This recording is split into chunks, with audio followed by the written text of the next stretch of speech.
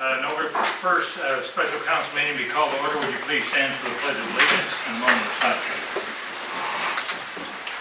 I pledge allegiance to the flag of the United States of America and to the republic for which it stands, one nation, under God, indivisible, with liberty and justice for all.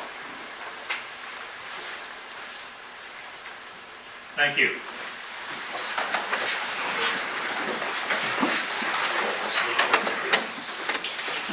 I, Mayor John McTaggart, have called this special meeting in response to a written request of council members Chuck Adams, Garrett Malott, and Margaret Schreiber in accordance with City Code 1.03.003B in order to consider a motion to recess into executive session in accordance with ASA 75-4319B2 for consultation with the city attorney regarding information which is deemed privileged in the attorney-client relationship related to Village South at Edwardsville project.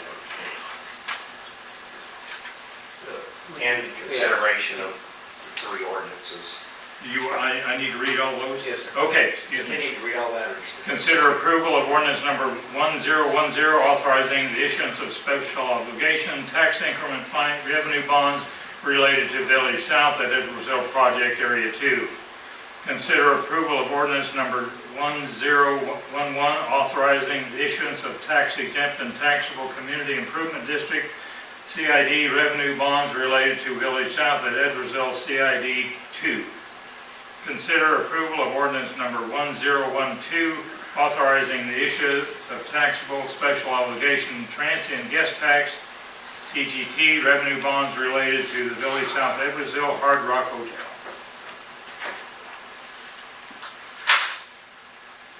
Motion. I'll say, Mr. Mayor, I'd make a motion we recess into an executive session considering your requests for a time of... one. You think we need that one? Well, I've got their questions. Let's do 15. Okay. 15 minutes, Yeah, so Say say for 7 15 minutes to or 6:20. 6:20, I'm sorry. regular session to commence back at 6:20. Second. Mr. Mayor, question. Did you read anything related to ordinance number 1010? He did. Okay, I missed that. Yeah. Been moved and seconded to go into executive session, return at 6:20. Would clerk please call roll? I didn't catch the second one, sorry. I did. You did. Malott, Yes. Schreiber, Yes. Adams, Yes. Gayford. Yes. Those that are coming?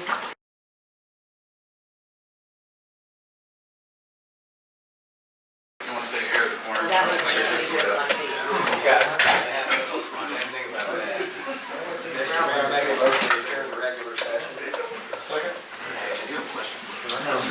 It has been moved and seconded to return to regular session. Would the clerk please call roll? Malott, Yes. Schreiber, Yes. Adams, Yes. Gayford. Yes. Mike Hewitt. Thank you. Good evening. Glad everybody's here this evening. It's a beautiful day. It's a nice evening. What I want to do now is just give you a very broad and brief overview of kind of what we're doing this evening. Kind of just laying out the project. If you have questions of myself, the developers here, the developer's representative, obviously our representatives, both legal and on the financial side. So if there's questions out of this, then we can address those directly to the council. Again, the project, as we know, is the Village South at Edwardsville, and specifically we're talking about the Hard Rock Hotel and Event Center, which we generally talk about being in Project Area 2. So it's a part of the overall and the Village South area. The project, and some of these are, moving targets a little bit, but it's approximately a 230-room, 10-story Hard Rock Hotel. Again, you know where it's located up there on what will be Village South, or is Village South Parkway. I think the address tentatively is 10900 Village South Parkway. Adjacent to that is a 32,000 square foot event center, and by that we mean that's the building, so that's That's actually meeting rooms, that's ballrooms, that open areas, there's the rotunda area, there's, certainly bathrooms, all the support stuff is kind of within that 32,000 square foot area. I think the total hotel is somewhere in a couple 100,000 square feet we put all the floors together. There will be 2 restaurants that are proposed, one basically on the first floor in that rotunda area, the part of the event center. The second one will be the rooftop hotel, and then obviously there's outdoor area around the rooftop hotel. And then within the hotel, which is fairly similar to many high-end hotels, there'll be a coffee shop.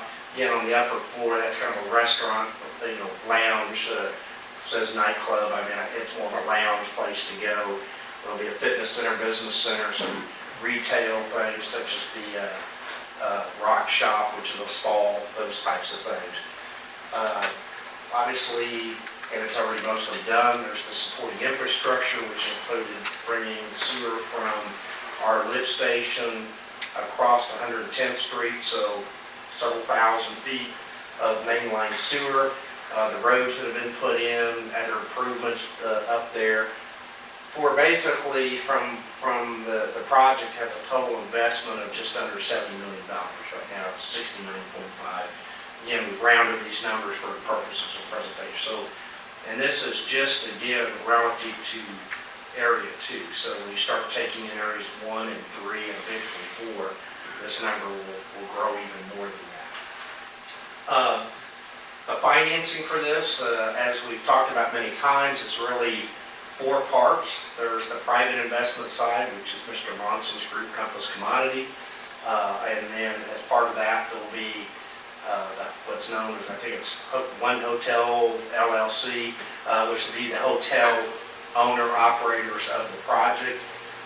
Then we have, for consideration tonight, is the TIF financing, which is tax increment financing. You'll remember that is composed of 2 components. There's the increment in property taxes above what's paid now. So what's paid now still comes to us. The 20 mills for the school district continues for that stays, so doesn't go away. That goes into back for school financing to the state, and then the state has a 1.5 mil. So those are all protected, and then on the sales tax portion of the TIF, it's 50/50. So we have a 1-cent sales tax. So 50 cents of that will go to help pay off the tax increment financing. The other 50% comes to the city's general fund.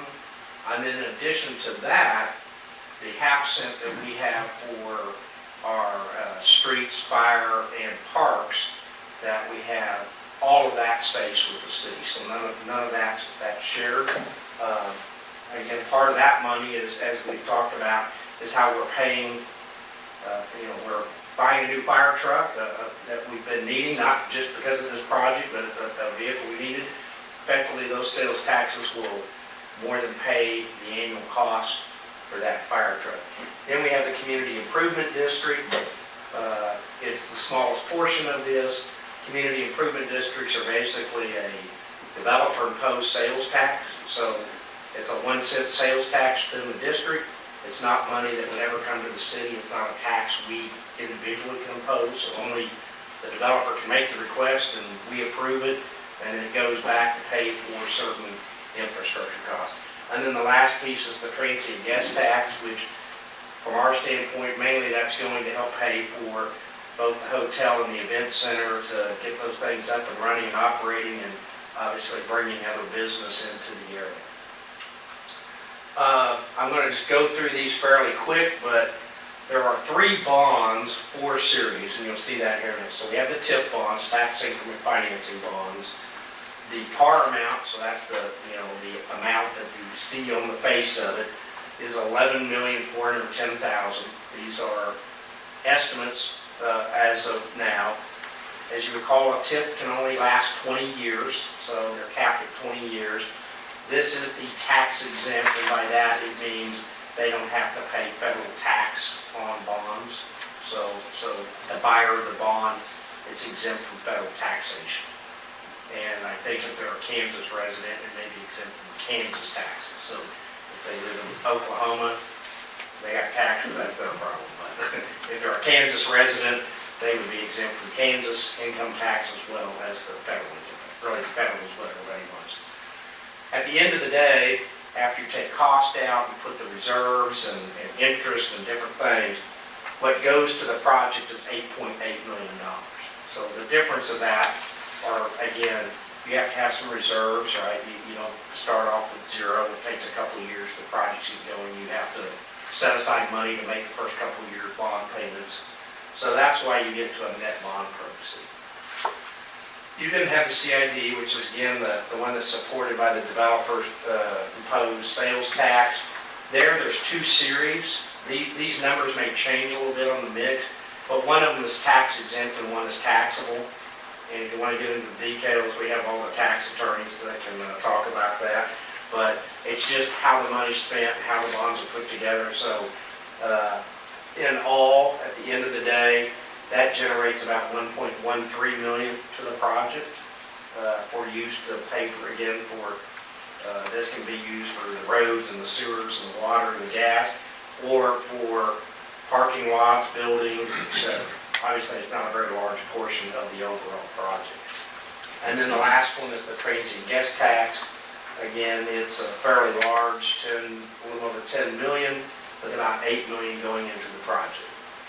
The transient guest tax bonds are a local issue, so they're not, unlike CID and TIF, which have a lot of statutory regulations. These are basically, we kind of set the rules on these. So that term is 25 years. Again, it is taxable, so buyers of these bonds have to pay federal income tax on any earnings that they get, interest earnings. So in the end, which is really, I think, probably where we all want to be, the developer, Mr. Monson and his group, are putting in just under $52 million into that total mix. Out of these three bond series, you've got a little less than $18 million. So, you know, they add up. So at the end of the day, the developer is putting in 75% and we're putting in 25. So in other words, to get $1, we're putting in 25 cents. So that's a pretty good ratio of investment. So we're investing 25 cents to get $1 worth of project. That's probably the easiest way to put that. Again, just wanted to summarize these. Again, I say these are all estimates because just like when we issue general obligation bonds, when you go to the market, you go there and you go, well, this is what we're doing, but sometimes there's discounts, sometimes there's premiums, sometimes the cost differs, the structure might move around a little bit, especially with something like this. But in the end, it's going to, it's going to be in these pretty close ranges, I would say. And then with that tonight, the three actions you have before you is basically the authorization of the sale of the bonds. You've seen all the, stacks and stacks and stacks of paper. I'm sure everybody after our meeting about a week ago went home and read all that cover to cover. I can tell you that probably most of the people sitting on this side of the room have probably read those documents not once, but probably twice or three times. So I think they've been well vetted by the various teams. So you will have three separate actions tonight to go through, and after that is done, then the process moves forward, and really the next part of that is the underwriter, who is Daughtery Financial out of Minnesota, will kind of go put these bonds out there in the market to find the buyers for them, and that occurs generally in the November time frame. The Attorney General has to review documents, and then December, the bonds will close. It basically closes the point to where the money switches hands between the person buying the bond and the person selling the bond. With that, I will turn it over. Tyler has comments just to take you through the bond ordinances, and if there's other questions, we'll be happy to answer them. Thank you. Thank you, Mike. Tyler's got his books. I do. Good evening, Mayor and Council.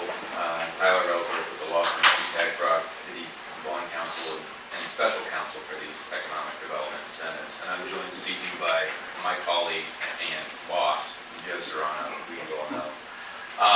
I think Mike did a great job of teeing up what is being requested of you all this evening.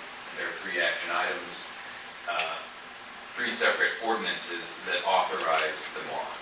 So we have an ordinance authorizing the TIF bonds payable from TIF revenues, an ordinance authorizing the CID bonds, and as Mike said, there are 2 series of taxable and a tax-exempt series of CID bonds.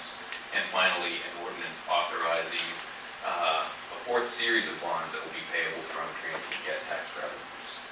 Each ordinance is only probably 2 or 3 pages tops, so they're small documents, but they authorize each, and I've got 3 sets here, all this paper is behind it. So they authorize all the bond documents, they authorize the mayor, Zach, to execute the bonds, subject to the sale by the underwriter and sort of our agreement as bond counsel that all the proceedings meet both stages of the law.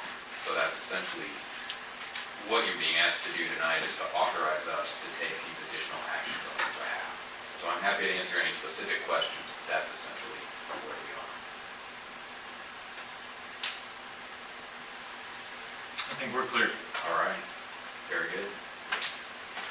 So we are now ready to proceed with consider ordinance number 1010, authorizing the issuance of special obligation tax increment fine revenue bonds related to Village South at Edwardsville Project Area 2. Mr. Mayor, make a motion, we adopt ordinance number 1010, authorizing the issuance of special obligation tax increment revenue bonds related to the Village South at Edwardsville Project Area 2. Second. It has been moved and second to approve ordinance number 1010. Would the clerk please call roll? Malat? Yes. Shriver? Yes. Adams? Yes. Cagle? Yes. Next, we consider ordinance number 1011, authorizing the issuance of tax-exempt and taxable Community Improvement District CID revenue bonds related to Village South at Edwardsville CID 2. Mr. Mayor, I make a motion to adopt ordinance number 1011, authorizing the issuance of tax-exempt and taxable Community Improvement District CID revenue bonds related to the Village South at Edwardsville CID 2. Second? It has been moved and seconded to approve ordinance number 1011. Would the clerk please call roll? Malat? Yes. Shriver? Yes. Adams? Yes. Cagle? Yes. Next item and final, consider ordinance number 1012, authorizing the issuance of taxable special obligation transient guest tax, TGT, revenue bonds related to Village South at Edwardsville Hard Rock Hotel. Mr. Mayor, make a motion, we adopt ordinance number 1012, authorizing the issuance of taxable special obligation transient guest tax, TGT, revenue bonds related to the Village South at Edwardsville Hard Rock Hotel. Second? It has been moved and seconded to approve ordinance number 1012. Would the clerk please call roll? Malat? Yes. Shriver? Yes. Adams? Yes.